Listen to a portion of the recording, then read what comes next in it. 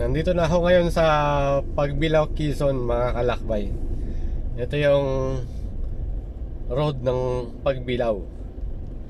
Medyo makipot din yung daan dito, mga kalakbay. Pero ito na talaga yung national road going to Bicol. Wala nang magagawa dito kasi ito na yung marami ng bahay sa gilid. Hindi na kayang i-widening to, mga kalakbay.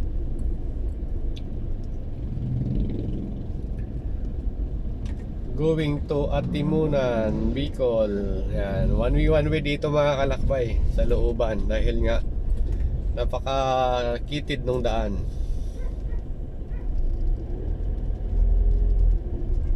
Sa mga taga Pagbilao dyan na matagal lang din nakauwi, ito yung bayan nyo.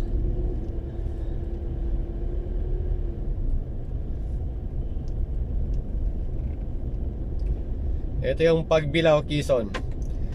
So, pero yung nasa video ko, mga kalakbay, lang talaga, yung sa national road lang yung kaya lang ng camera ko sa highway.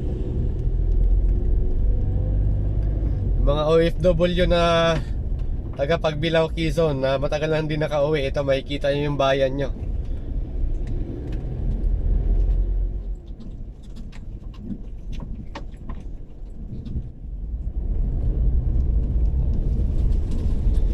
Tingnan nyo kung nag-improve ba o hindi yung Pagbilao simula nung umalis kayo.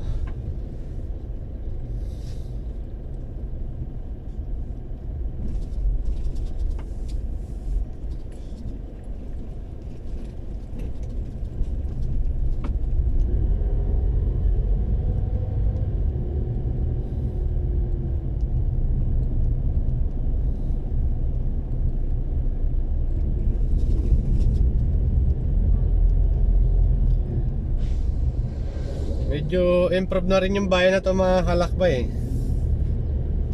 Yun nga lang, yung national road talaga, ito na talaga, wala na mababago pa rito.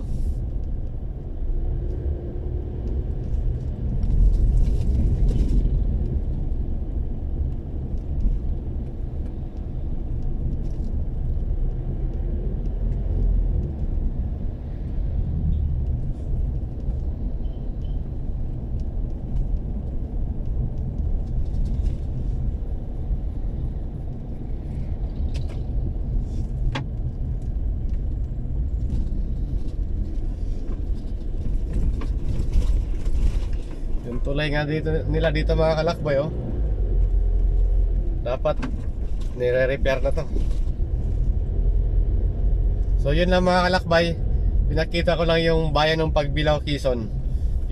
Dahil kung sinasabi, yung kaya lang ng camera ko dahil nasa highway ako tumatakbo, yun lang nakagip ng video ko. So salamat sa mga nanonood, sa patuloy niyong suporta sa Jack Lakbay Vlog, mga kalakbay. I-share nyo naman yung video kung nagustuhan nyo, mga kalakbay, lalo na yung mga taga Pagbilao, Quezon.